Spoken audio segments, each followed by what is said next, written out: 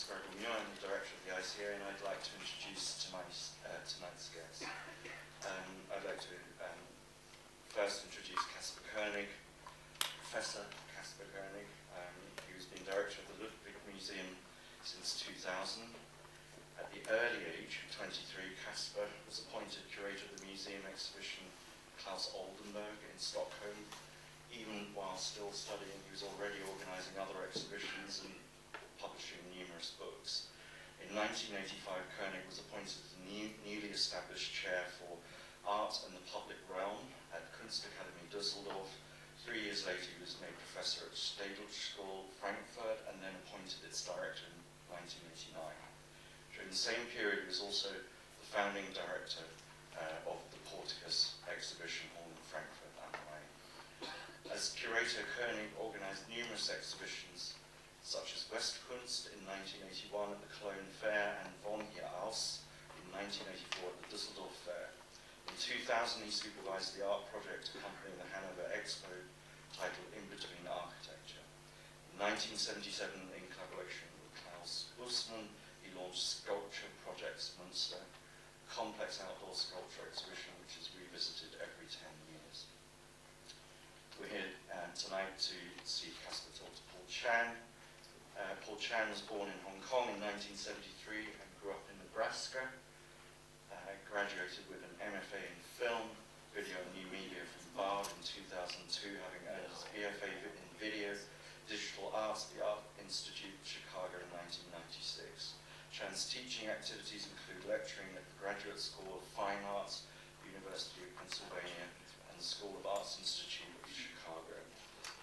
Paul lives and works in New York. His digital animations and artworks were previously exhibited in many venues the world over, including ICA, Boston, Parasite Art Space in Hong Kong, Serpentine, Walker, New Museum, and most recently, Green Naftali Gallery. I'd also like to introduce Thomas Trumer, who has come in as a last-minute entry.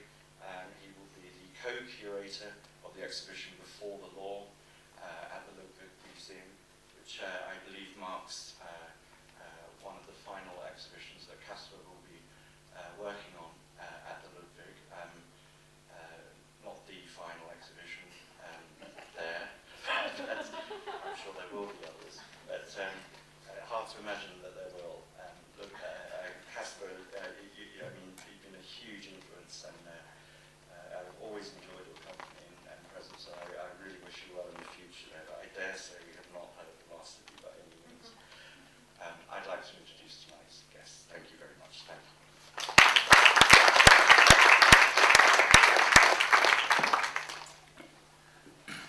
Thank you very much for welcoming us. So the idea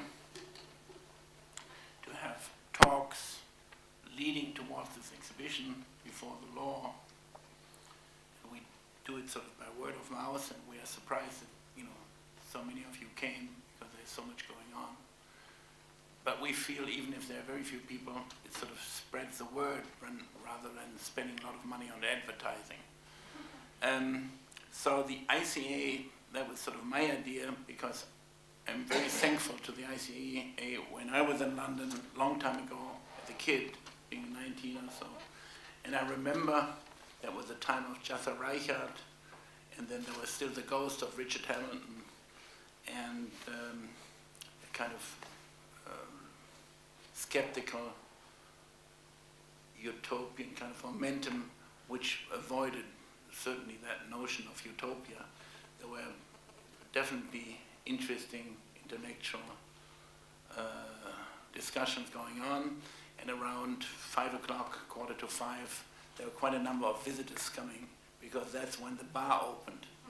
So it was kind of a club. And I'm very happy that we can speak about this exhibition, Thomas Stromer and myself, sort of co-pilots. And we're very happy that Paul Chan came to London and to talk about his contribution to the exhibition, and we'll talk about it a little bit later. and it's a particular work which has been presented already a number of times, 2 times on a large scale.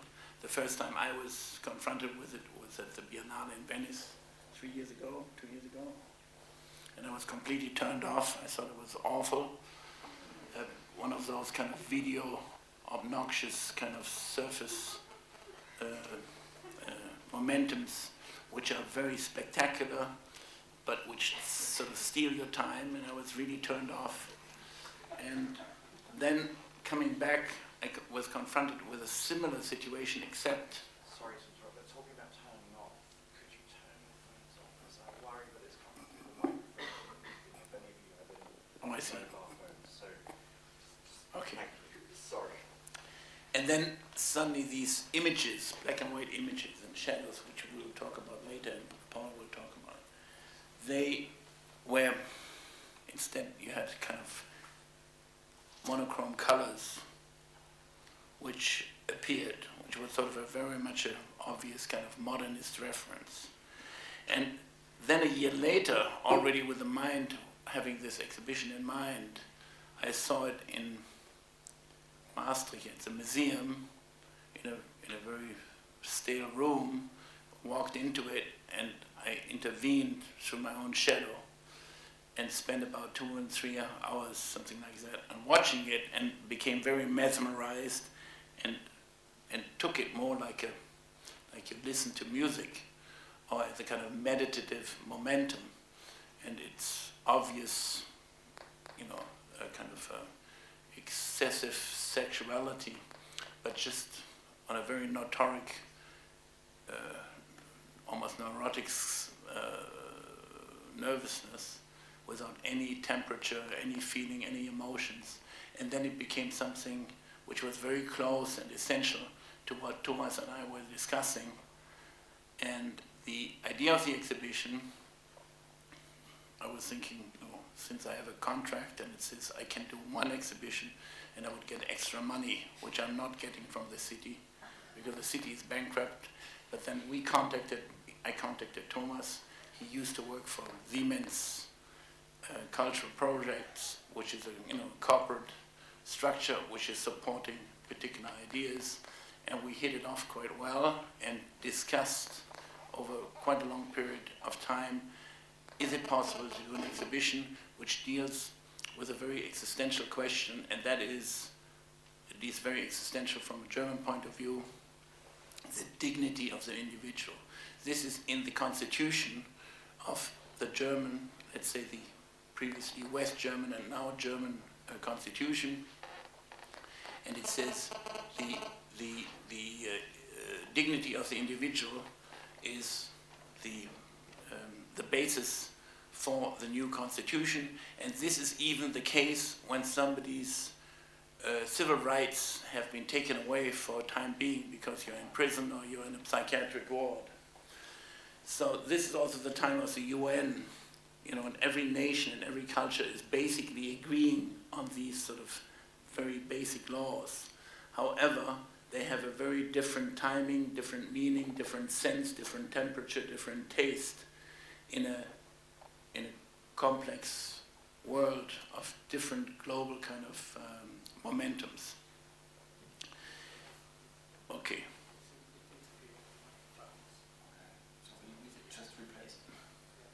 Du hast es abgeschaltet, ne? Nee, ich hab's eingestellt. Du musst es ausschalten. Es ist lautlos, jetzt ist ja nicht mehr beim Mikrofon. Okay, so we run a few pictures and give you an idea of what the basis of the exhibition is. What's important is it was supposed to be in an area where there are special exhibitions, which is downstairs and quite practical and grand. Then we felt it needed some particular architecture in order to give it a basis. Then the architecture became very theatrical and had a danger that it became more important than the exhibits. So we scrapped it and moved upstairs in the holy halls of the exhibition of the museum, where you see Roscoe and Pollock, and where you see 20th century great art, where there has never been an exhibition so far in the museum. So we are taking the best spaces with light and from the side and light from above. But we'll make a rather sparse exhibition. So, wie kriege ich jetzt hier an die Bilder? Okay, then we come to that later, huh? Your work.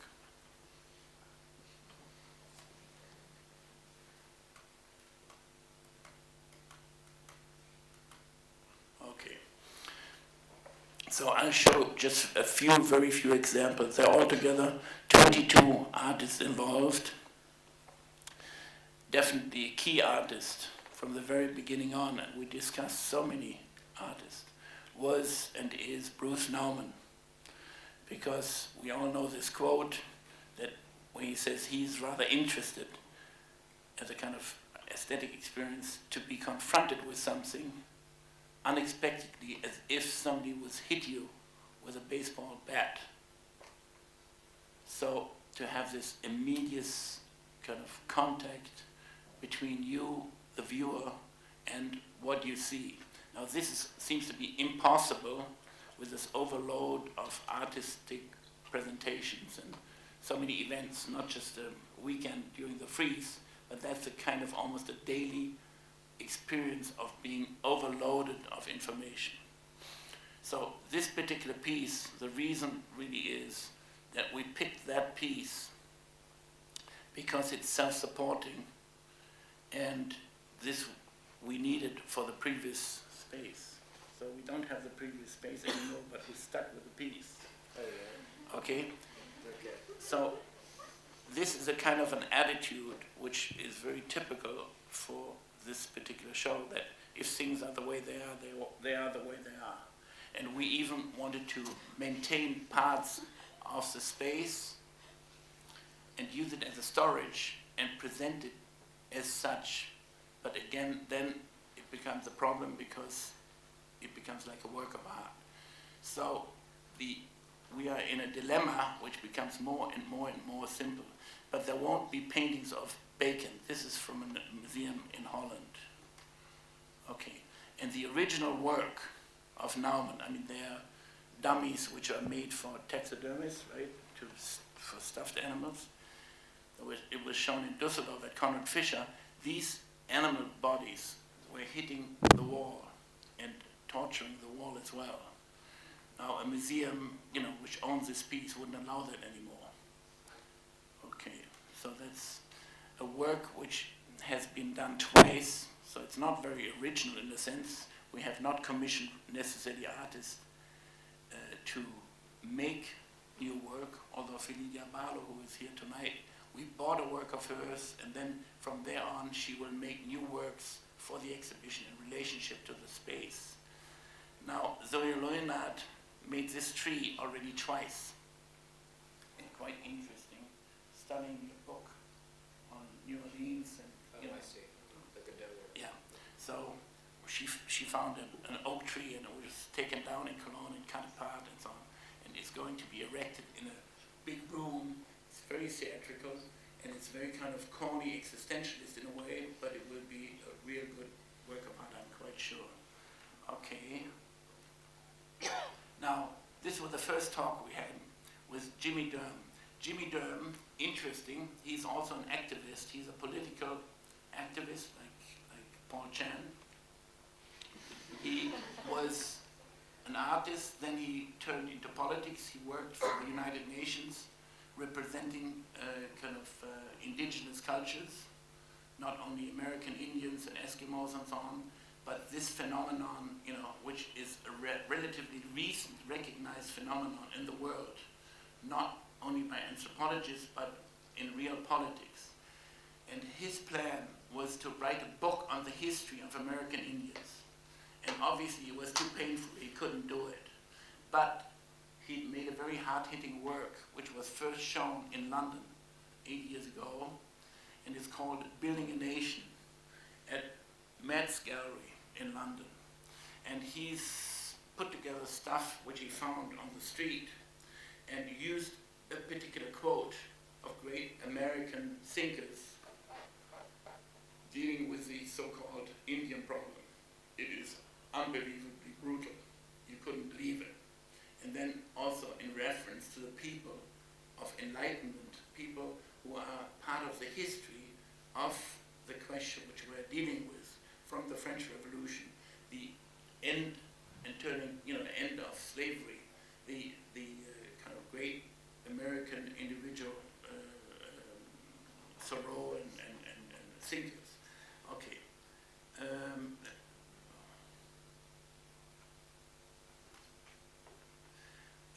This is a monument of Dürer, which is an interesting monument which was never executed, and it is a monument for the farmers in opposition to the power 550 years ago, and obviously it's the farmers are being stuck with a knife in the back, and he called it a proposal of a monument if that would have been asked as a proposal. So it's a very kind of ironic presentation which allowed him to be not being devious to the given powers, but it's more than a caricature, because it's particularly measured like a monument and with what kind of material it could be built. So Marco Leanca, who's also kind of an outsider artist, he's really a mathematician, he studied mathematics, and then became interested in computers, and through computers became interested in visual art. He became a student at the Städelschule, and as it turned out, his father is a gypsy, so there is a kind of another kind of look at things, and you don't see the man today being stabbed, but he's just there smoking a joint. Right? Same difference. Okay, so this is the work of Felipe Abano. Now, very important in our discussions, in order to give it a sense of time, because it's an institutional question, not a question of the court, but the question of the museum, the question of the kindergarten, the question of the prison, the psychiatric ward, what have you. It's a basic political question. And therefore, I felt, it should be anchored in time. And so this is very much connected to my generation, which is after the war, when most of the cities were destroyed. You deal with an incredible kind of amnesia. It's not only 6 million people killed through Nazi terror. It's not only 22 million people killed during the war in Russia and so on, but it's also the loss of life, of memory. And the statues, the public kind of statues which were built or were commissioned or self-commissioned from 48, 49 to the early 50s, and quite well known through Documenta, especially Documenta 2, where they were presented in ruins, and quite a number of these artists, actually the most important ones or significant ones, are British sculptors. And actually in Vescons we presented this commission for the unknown political prisoner, which Chadwick won and should have been built in Berlin on a kind of rubble hill right next to the border of the Russian sector, but it was never done.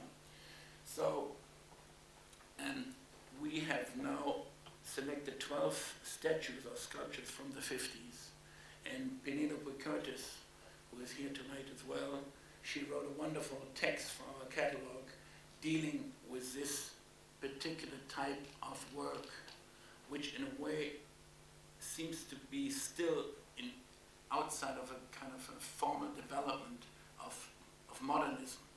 So, and from a German point of view, the kind of shame and the unspoken kind of momentum was so great that these works had an incredible symbolic momentum, and then they were completely suppressed. So quite a number of German two or three also magnificent works. Two of them we had shown before. And when you are confronted on a daily level in a museum, physically, things, thank God, are very different. And that makes it sort of interesting. And therefore, we have these, works and call the exhibition Statues from Post-War and Rooms by Artists. For instance, the Richier is a work from the collection of the museum, and I saw today 3 works of Richier at the Tate Modern, but we have decided only to have one work of each of these artists, sort of one work of Giacometti, and we didn't want to have Giacometti because everybody sees the Giacometti and says, that's a Giacometti. So it has nothing to do with what you see, but it's like affirming what it is. So the art world, is in a very kind of dilemma and in a difficult situation. And the question which we pose, we try to avoid any kinds of illustration. And when things are sort of not clear and the quality and the immediacy isn't there, then we don't do it. So we are rather very responsible. Oh? Yeah. For instance, Marino Marini, this is a huge sculpture, and most of his work is known for being the kind of humanistic social kitsch. But the early stuff is very archaic and has an incredible presence. So, for instance, Marino Marini was presented at Documenta 2 together with the Zadkine and the destroyed city in Rotterdam. I mean, Rotterdam was completely wiped out, like Dresden or Hamburg or many other cities. So the Germans bombed the shit out of Rotterdam. There was nothing there. This sculpture was shown in the 12 years after fascism in Documenta as a reference to war, but it was erected in Rotterdam as a symbol of rebuilding. The life goes on. There's a new thing. The port has to be reconstructed, new life. So the exhibition only deals with physical sculptural things. There's no painting in it. And that's the introduction. And now Paul is, you made a statement, and then we'll start talking. Okay. I think I'd like to first thank Kasper König for insulting my work publicly and for inviting me into the show. I think when I was asked to do this talk in London, I wanted to not only talk but also write something, because I think being in shows for me are simply opportunities to think, which is probably why I try to say no to shows, because I would rather not think a lot of the times. But I was happy to have been invited to this show because I've been thinking about law a lot. Not a lot, enough to want to write something down. And so when I was invited to do this show and this talk, I thought I would write something. And so I just wrote a short essay that I thought I'd like to read.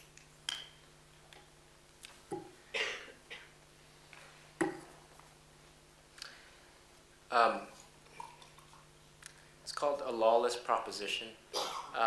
ICA actually printed the wrong title, or I gave him the wrong title, because when I first gave him the title, which was Every Artwork is an Uncommitted Crime, I was thinking about something in particular about art and crime in relations to what was happening to the city that I was going to present this in, which is London, which was a couple years ago with the riots. But as I wrote, I realized things were changing, and especially in my city, which was New York City, when for the last month and a few weeks, people have been occupying Wall Street and other parks in New York. And so the room temperature of my text changed because I was seeing history change before me in my city. So I changed it. So now the title is called A Lawless Proposition. And I'd actually like to dedicate this to the people, the hundreds of people who are occupying Wall Street right now. We were a little late. Americans are a little late about getting in the streets, about doing things, but we've caught up. And hopefully it will continue to catch up to other places in the world. A Lawless Proposition. There's a Taoist saying that goes, whatever can be taught is not worth learning.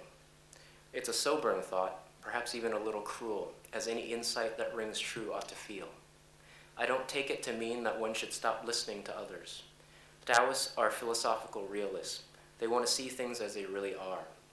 And the reality is that just because one stops listening doesn't mean people will stop talking to you, at you, about what to do, how to do it, and so on. So if it is a given that people will always want to tell others what to do and how to do it, how does one turn all the chatter into something worth learning? For the Taoists, experience is key. Knowledge is not authentically knowledgeable unless it is embodied over time in moments of lived experience. In these moments, knowledge becomes what it was always supposed to be, an act. I think of this saying now because at some point in my life, art turned into something more than I made or learned about or ridiculed. In making work and appreciating the work of a few others, I became sensitive to how art achieves and maintains a certain spirit of irreconcilability. It became a form of intuition for understanding the contra-reasonable nature of things in general and people in particular. By way of illustration, you humans carry a faint but discernible electrical charge simply by being alive. Plants, animals, all living things produce bioelectricity in order to store metabolic energy and for cells to signal one another. Human beings generate a relatively low amount of bioelectricity compared to, say, an electric eel. But this is not always the case. Several years ago, researchers found that some people naturally made more electricity, and still others generated more electricity in times of stress and other states of intense feeling. In both cases, there is a strong enough electromagnetic field around these people that they disrupted the working order of electronic devices nearby. Mobile phones dropped signal, laptops wouldn't boot up, calculators refused to subtract or divide. Nothing worked. This is what art is, the wrong that rights. Art appears when what is made feels as if there's a profound misunderstanding at the heart of what it is, as if it were made with the wrong use in mind, or the wrong idea about what it is capable of, or simply the wrong set of assumptions about what it means to wholly relate to the world. In a sense, a work works by not working at all, by not obeying the law of any system of authority external to the process of its own making. A work emphatically expresses its own right to exist for itself and in itself, and questions, by merely existing, the rule of law that works to bind all to a semblance of the common good. Art is a lawless proposition. No one has ever made a work of significance by following the law, but no artist creates lawlessly. The freedom they exercise in making work depends on law as seen from the standpoint of inner tendency, as opposed to external rule. This is law as a force emanating from within that develops the essential shape of a thing over time. Think of the law of nature as opposed to the law against littering. An artist follows his or her own law of nature in realizing work, and by obeying one's own intuition about how things ought to go, artists grant themselves the right to artistic freedom. The history of Western thought can be summed up with one question: which law to follow? Plato, for instance, believed in the power of human law to shape the course of social and political life, but he conceded that the law of nature, as the rule of one's inner essence, was more binding because this kind of law was divine in origin. He goes on to say that nature, the principal force that shapes all things, creates the world like an artist making work. It is interesting to note here that Plato was not the first to make a connection between works of nature and works of art. That distinction belongs to the pre-Socratic philosopher Empedocles, who wrote about how human beings were created by mixing together the four elements, much like how an artist mixes colors to make a painting. Crimes are committed every day, mostly by bankers during normal business hours. But even criminals follow the law, as dictated by the nature of their own self-interest. A true lawlessness would amount to disobeying both the commandments of external law and the law legislated by one's nature. One of the most paradoxical and compelling accounts of what it means to live without law comes, ironically, from Christianity's first great institutional organizer, the Apostle Paul. Paul links the notion of law in general to sin and decay, and suggests that death lives first through law. And I quote Paul from the letters of the Romans. "What then should we say? That the law is sin? By means no. Yet If it had not been for the law, I would not have known sin. I would not have known what it is to covet if the law had not said, "You shall not covet." But sin, seizing the opportunity in the commandment, produced in me all kinds of covetousness. Apart from the law, sin lies dead. I was once alive apart from the law, but when the commandment came, sin revived and I died. What Paul is describing, I think, is not a literal death, but he is saying how the law not only regulates and commands, but agitates and excites, and how this excitation produces, in the one following the law, a deadening. But it is not the kind where one is rendered still and lifeless. Rather, the force of law burdens the one who follows it so much that anxiety seizes his waking life and takes a hold of his experience in the world with a kind of petrified unrest. It might be more precise to say that what happens is an undeadening, like being turned into a zombie or other varieties of the living dead. Seen from this vantage point, death is life paralyzed by power, and sin becomes the inability for a life to take on more life by the only process that renders more life possible: change. Law, for Paul, makes life unlivable by instilling in it a manic dimension that disrupts the potential for inner development because that life is too captured or captivated by its own repetition compulsion to follow and fulfill the law. Paul's wrong, of course. Many people today live in petrified unrest and enjoy very full and productive lives. For example, scores of artists manically follow the law of their inner compulsion to make innumerable works and enjoy many more and employ many more to do the same, all in the name of artistic freedom. It is their right and perhaps even their nature. The works they produce are art insofar as they are made by artists, but little else emerges from their material presence beyond the feeling that what has settled into form before us was made by the book, so to speak. Forms of expression that embody, more than anything else, the manic energy generated by the anxiety and restlessness of being a law-abiding subject through and through. Thanks.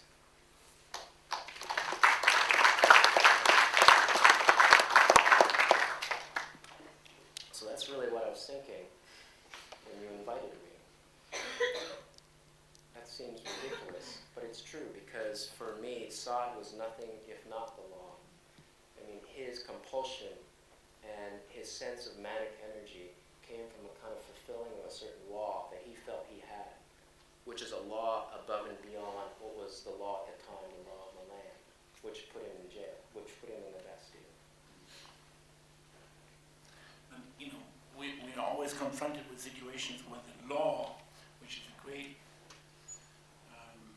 accomplishment, is making it possible to perverse the law. Yes, that's what Paul says, right? So, there's the text, and heard you reading the text.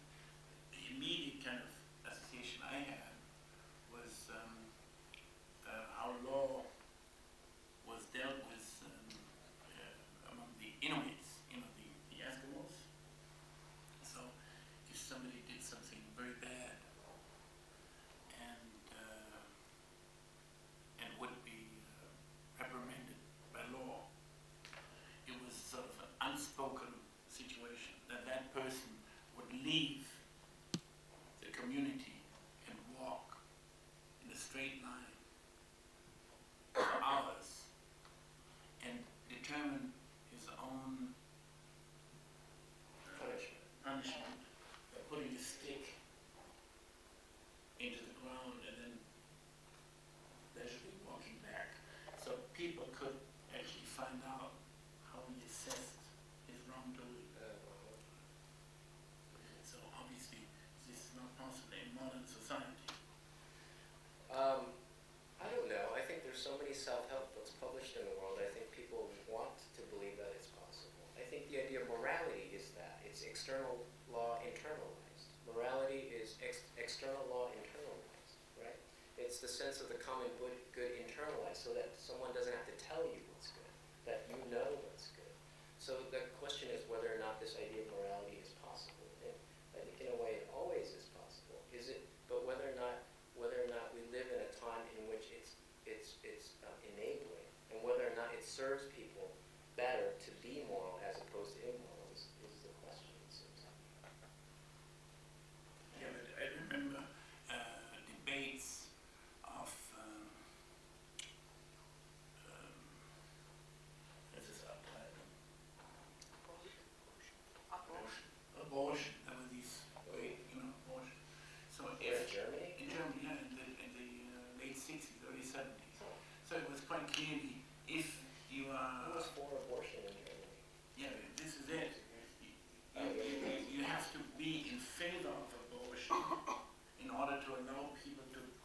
decide on their own fate.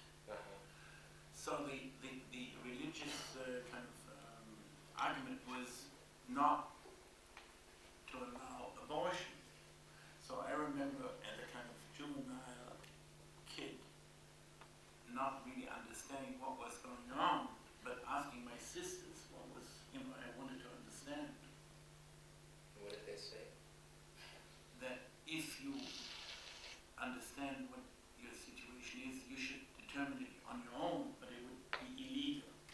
So in order to make it legal, you had to argue in favor of abortion, which doesn't necessarily mean that you come from a very Catholic background, but apart from religion, that you are propagating abortion. Yeah. But circumstances can be so that the woman should define on her own what she will do. And as more educated and as better, that person is off, as easier it is to make that decision. But it's a very complex question, and you have to make a law in order to give individual possibility so that doctors will help that person are not being criminalized. So, you have these situations like in America all the time. Some states are more liberal, others are more kind of defensive. So, in these discussions with Thomas, we had this question became immediately a very philosophical question, either dealing with religion and definitely dealing with the history, from America, from the French Revolution, and from a German point of view. Thomas is Austrian, but it's the same kind of situation. For us, the Nuremberg trial was very, very important. It had to be done. And for instance, East Germany had always claimed being communist, therefore they were anti-fascist, and therefore they didn't have to deal with their own kind of historical trauma. They were always on the good side, which is ridiculous. So that's why I said in this short introduction, we're trying to stay away from any kind of illustrative momentum, but it is one which has a lot to do with biography. Under what circumstances do you grow up? So being very thankful for, let's say, the Americans liberating Germany from Nazi fascism. But then, on the other hand, things somehow get a little bit out of hand, and there is a notion of what's good for the rest of the world just because it seems to be good for its own economy or its own kind of interpretation of history. And then the question is, maybe the question is too big, or can we deal with it in relation to visual arts? And then Thomas came up with this text of Kafka, which on a way is a kind of intellectual burden, because we don't want to get into interpreting Kafka. That's a tough, impossible. Then the scale is so high, you can forget it. So maybe you should talk about it. Yeah, I think how we got into this Kafka text. So before the law is the title of a short text of Kafka, just 1.5 pages out of the trial, and it was written in 1915, so almost 100 years ago. And the short story is of a man from the countryside who wants to get in the law. And before the law, there is a kind of a huge guy, a guard. And this guard would never let him in. He would say, come later next day. And the man from the countryside began tries his entire life. And the guard would never let him in. And in one of our... Yeah, but he said in principle you can, but not now. Right. So it's always postponed. And I told this story to Kasper, and he was immediately intrigued by it, because his reaction was, this story configures the law not as we usually do it. So the law is not a book, think of Moses or others. The law is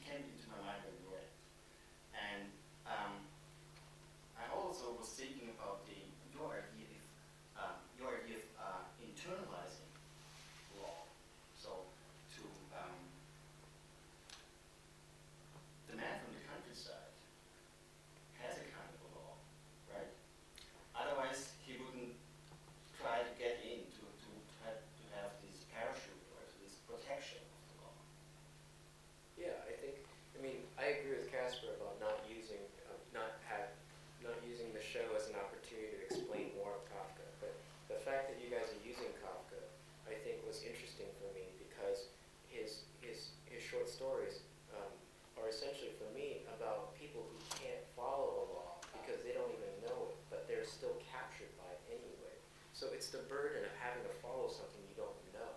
But the following is not only external, but internal as well. Because they want to get into the place where law happens, but they can't, but they don't know why.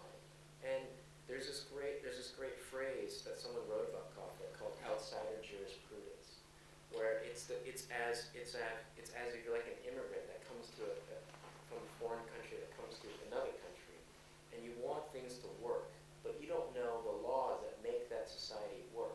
So you go through it, you're bumbling through it, but sometimes you run into trouble, and the trouble then burdens you in such a way that it burdens you externally by having trouble, whether you run into the cops or not. But it also burdens you internally because you don't know what's happening. And that's the anxiety for me that comes from Kafka's work. But it's not just Kafka. I don't know who doesn't feel that anxiety. You know? I mean, yeah, I don't know who doesn't feel that anxiety. And I think what I wrote about that kind of feeling of petrified unrest, to me, is the most succinct way of describing, to me, the title of the show and the ideas you had. A sense of what it means to really exist, but exist in a way that you feel free enough that you're not beholden to a law, knowing that you need it. Yeah, I agree with you. We need law. But the question is, how do you follow it in such a way that you don't feel burdened, so that you're in a state of petrified unrest, in not breaking the law, but just simply following it? Don't you think we live in an age of the law's dissolution? So that's what we were thinking from the very beginning. So how can we conceive, show that? So we're thinking of having like a show that deals with any violation in the world, and then we immediately got it's impossible to do that because you have thousands, millions of problems in the world every day. So how we face it, and then we got back to the basics. And one of these basic ideas are the statutes of the 40s, because in this age they had a certain sense of the law, because before that time this was really raw and lawless. And the idea of the UN to have a constitution of human rights was in 1948, and this is kind of a minimalized compromise to say each person in the world is the same, has the same rights. And then we try to reconfigure this idea by looking at the others as well. I think it has a lot to do with distribution. There's a sense of exclusivity, of keeping certain information for yourself because it can be of advantage. You profit from. So this is It's called a politician. yeah, it's a very crucial question. So either you have like consumerism or you have some kind of religious notions. So everything it seems to there are lots of forces going on. So for instance, the question of atomic power. I mean, why shouldn't Pakistan have no atomic power? And they shouldn't have it. They shouldn't have it. Iraq shouldn't have it. But those who tell them not to have it, they should say, we don't want that shit either. So you shouldn't have it either. That's the only way to do it. And if you propose this, then you are being made out to be some kind of idealistic nincompoop. Right? So what is interesting, I think, is a relationship to art, and our relationship, to art. When we talk about Kafka, this is a crystal clear thing because the text is so succinct. There's nothing you can change. You can't take things away, you can't make it better, you can't make it worse. It's just the way it is. You're like a lawyer. Yeah, and then it's very absurd because if you would enter the law, Yeah. where would you be? Probably $3 and who takes this one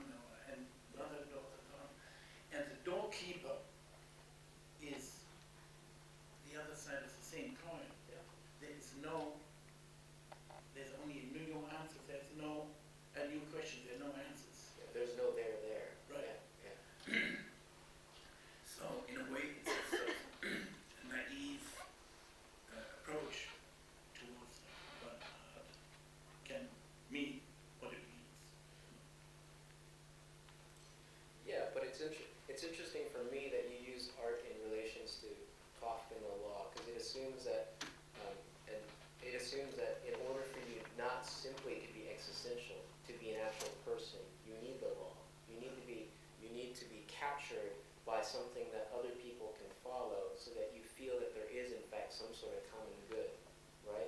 Wherever you may be living. Is that right?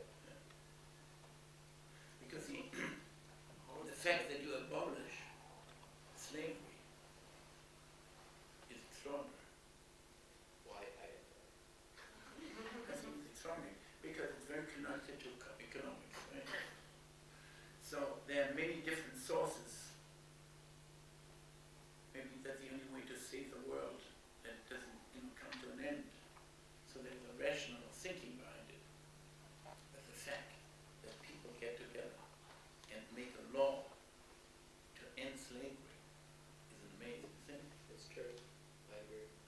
I think It's it's a great accomplishment of something utterly devastating negative. So, I mean, for instance, at least in Germany, there is a kind of renaissance of, it's now the highest law has been 60 years, right? Bundesverfassungsgericht. So, in the whole political discussion today, the law has taken on a very particular meaning because the country doesn't have much, it's sort of economically relevant, but it has very little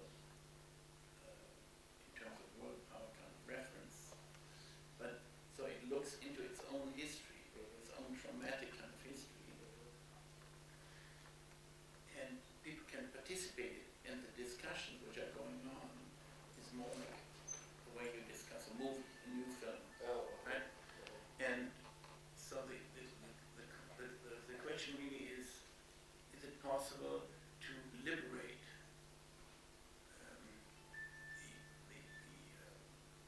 what artists have to contribute and make it available to the world, not necessarily to make the world better, but make it more complicated, more relevant. more supple, more.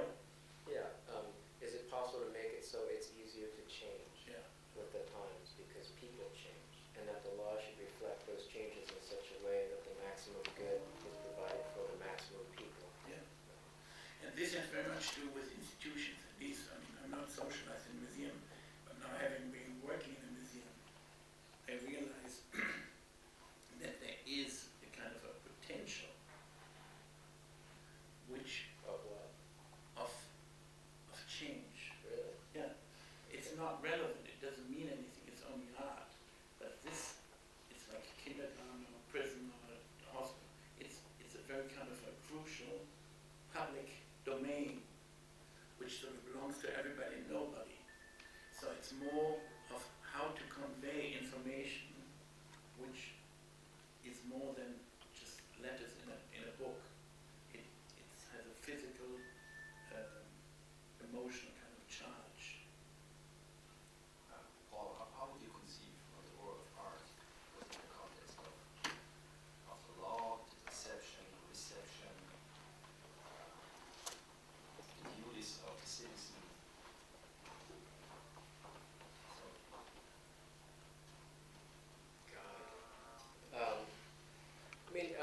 I think one of the things that was nice about thinking through this text was thinking about connecting not only the idea of external law but inner law.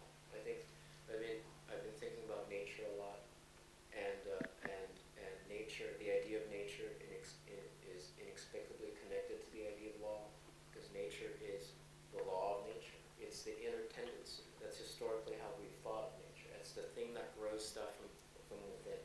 And so it really, the idea, the sense of what law is supposed to be. So maybe to the benefit of the audience, we should go back to your contribution, which you agreed to present in our exhibition, right? Sure, okay. So we should have some Discussion. yes, Saat for Saat's sake. Wir müssen das am Anfang machen. And because he was an aristocrat who pushed the limits, I mean, like all the great anarchists who happened to be sort of upper class.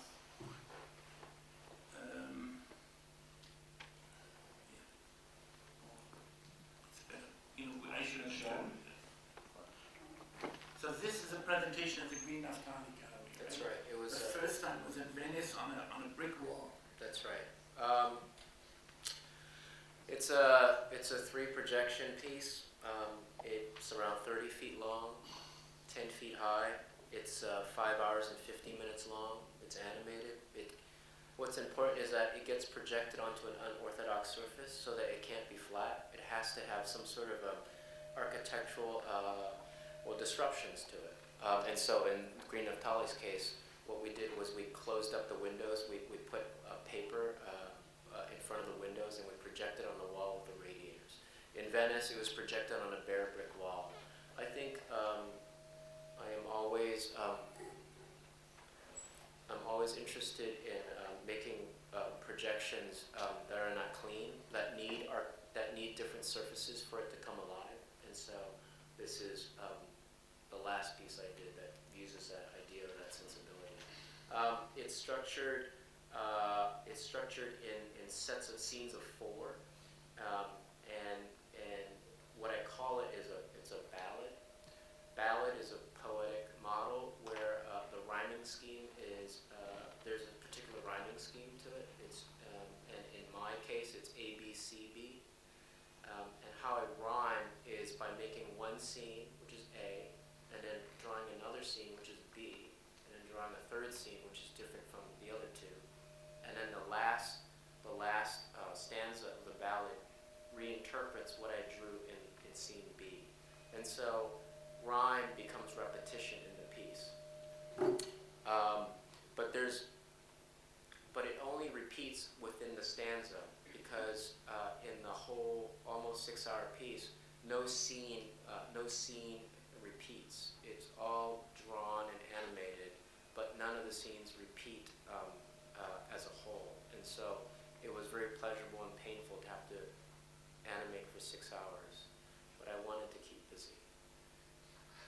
The whole piece changes over time. At the beginning, more bodies are at work, and the bodies essentially do 2 things. They're constantly in motion. What I wrote about with the excitation and the petrified unrest is literalized in the piece. No human body in the piece is at rest. Everyone is shaking, and if they're not shaking, they're talking or fucking or hurting each other, and then talking some more. It loosely uses some of Saad's novels as a departure point, because the beginning of the piece are people moving boxes into this interior space, and then over time they set up a routine, much like 101 Days of Sodom, where there's a routine in the morning, afternoon, and night. But over time, the bodies start to actually fall apart, and sections of abstraction pop up because I couldn't bear looking at shaking bodies anymore, and so I needed color and other shapes. Just something about the sound. Yeah. How's that? What else can I say? There's a lot of masturbating going on. Yes. Oh, I forgot that. That's right. There's a lot of masturbating going on. What's interesting about Saad is that we think of Saad as a novelist and a sadist, but what you realize is that in Saad's novels, most of the men are impotent. They can't get it up, and so a lot of the cruelty comes from the fact that they can't get it up and are trying to get it up. And so, yes, I do animate a lot of masturbation as an homage to the impotency of Saad. I mean, the same way as like Kafka is not Kafka, and Saad is not Saad. That's right. That's right. It's a very high artificial form. But I think it's what you said about Nauman and wanting to make work that hits you with a baseball bat. I'm not as violent as that. Although watching masturbation is not something I particularly enjoy doing. And so, but it was interesting animating it because, it wasn't easier or harder to draw and animate, but it took a different sensibility and frankly a different rhythm. Yeah, but I'm not saying that Naumann is prone to violence. He's just incredibly surprised what people can do to other people. It's always being not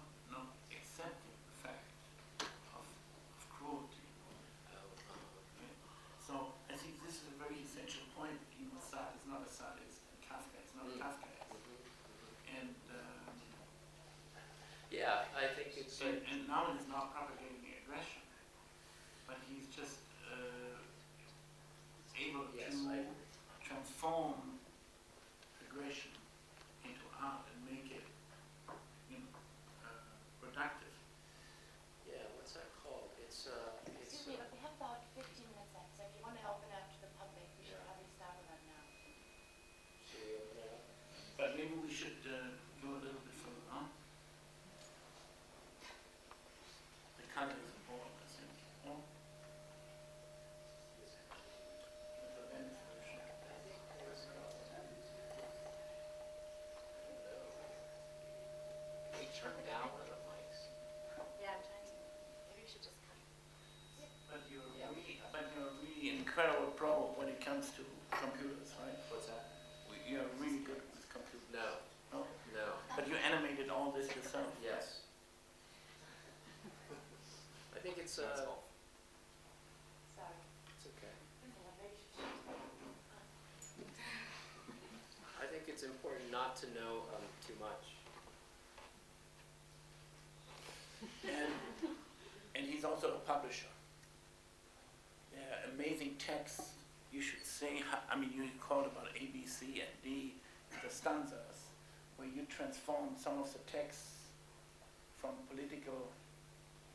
real political texts from the Bush administration and others, and adopting it to that kind of musical program, right? What did I do? You have this little paperback where all this pornographic kind of chanting. Oh, well, that's part of the font work. I mean, it's almost impossible to describe. It's, I make fonts. Fonts are like Times New Roman or Arial. It's the fonts that you use in your computer to type your paper or your email. But I make fonts, and the fonts that I make work on any other computer, on Mac or Windows or whatever. You can install it. But once you install it, you can bring it up in Microsoft Word and choose one of my fonts. Except when you type with my fonts, instead of getting a letter, you get a phrase. And so what happens is as you type, you're typing, but phrases appear so that it seems as if it's a sentence, but it's definitely not what you wrote. And so it instantly translates what you write. And for the SOD project, I made 21 fonts, each with what I call a different sexual voice. So for instance, if you download and install a font called O Monica, all the fonts are called OH and then a name. If you download O Monica and you install it on your computer and you open Microsoft Word and you start typing with it, whatever you type, I think, will make you sound like Monica Lewinsky.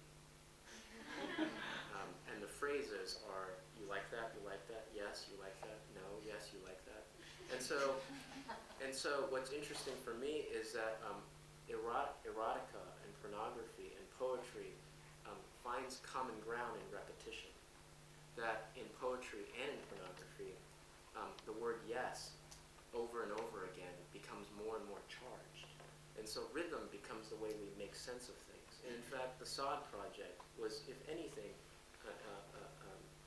an instinctive and at a certain point, conceptual playing exercise to figure out what rhythm can really do.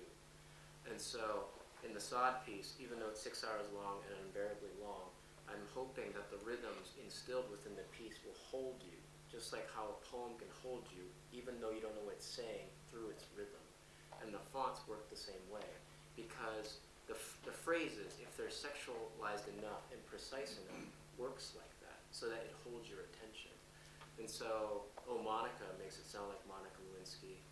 There are fonts inspired by some Assad characters. I have a font inspired by Holderlin, one by Gertrude Stein, who essentially wrote pornography.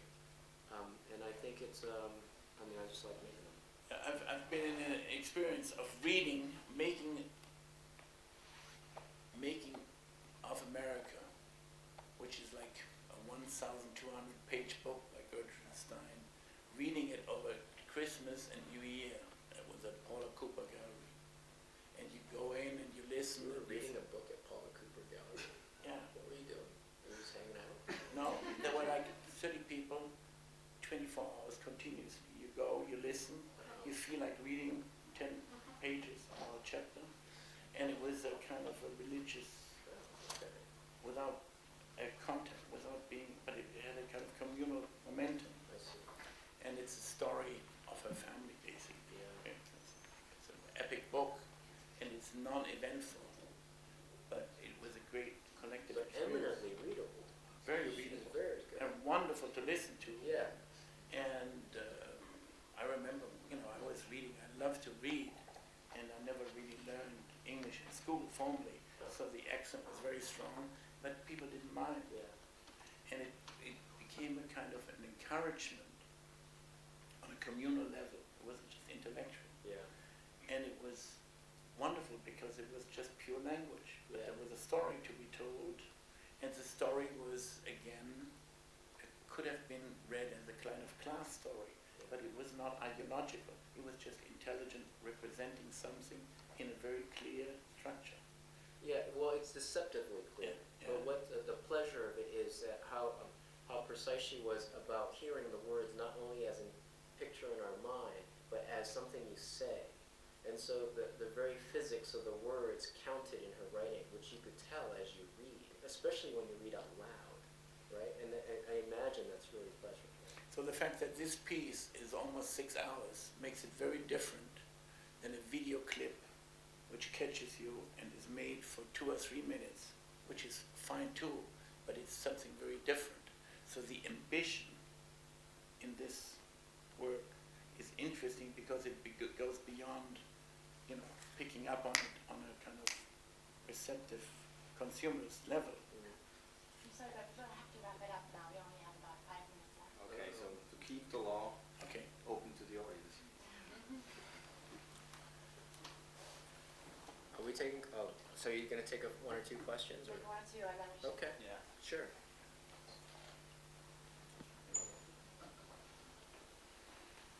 Or then we have a couple of more minutes. There are no questions, really? This might sound a little naive or something, but you dedicated what you wrote to the people who occupy Wall Street, and then I noticed that, Mr. König, you mentioned that in order for the exhibit to happen, it needed corporate sponsorship, because I think, local governments have grown everywhere. Now, obviously, I'm not the first person to point out sort of, the fact that our world is, it needs corporate sponsorship in order to exist, but I guess it's only that when you dedicate it something to something like Occupy Wall Street, that hypocrisy only becomes all the clearer, I guess, in a way, or it then, yeah. So I guess I'm just wondering how you navigate that yourself. I don't.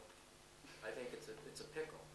Right. But I think my job is to bring it everywhere as much as I can. And so that's my job. I think the people in Wall Street, their job is to occupy it. And the rest of us who are fellow travelers, all we can do is constantly bring it up, wherever it may be. I think maybe at the risk of being a hypocrite, but I think that's my job. And in many ways, this text was formulated thinking about how what they're doing is a lawless proposition. I mean, that's what they're doing. They believe that the law does not work for them. Everyone believes, at least for the first 2 weeks, that they're lawless. But what they're doing is proposing and imagining that what they're doing is not only lawful, but should be followed. And so I think to me, it made perfect sense to me. I think the other thing is, in a more general sense, that I think today it's difficult or not impossible to be pure politically and still function. That I think the challenge today is to feel as if you don't need to be pure and still have something to say. Because I think the time in which we can be pure in our sense of being, political, social, and aesthetic, so that we imagine that we have a place to speak because we are enabled to speak because we're pure, I think is over. I think that's not possible. But that shouldn't stop us from speaking. I'm very happy to be in the show. I'm sure there's corporate sponsorship. But it's not going to stop me from saying it. I don't necessarily want the corporations to then go and brand the Occupy Wall Street. But, I mean, it is my job to speak about it. So, I guess that's the risk. Does that make sense? You see, in this particular case, it's an exhibition which is being produced by the Museum Ludwig, which is a city museum, one of 8 museums, and the Siemens Kulturprogramm, no? Which doesn't exist anymore. So we have a very interesting legal situation. And with this subject, we were in a pretty good position. His contract was running out 2 months ago, but we had a contract with Siemens Cultural Program till the end of the show. So there was a kind of a conflict. They are restructuring their sponsoring kind of thing, focusing more onto the corporation. I think there's 350,000 people worldwide, right? So they have much more muscle than the city of Cologne financially. It's one of those multinational corporations. But the contract we have is quite clear. And that's, where the law comes in. You have a deal and you stick to it. So it outlines quite clearly, what are the responsibilities. And I remember, for instance, Andreas Siegmann, an artist who is doing a work for the exhibition, which he has been working on for the last 8 years, but now he has a reason to finish it. It's the story of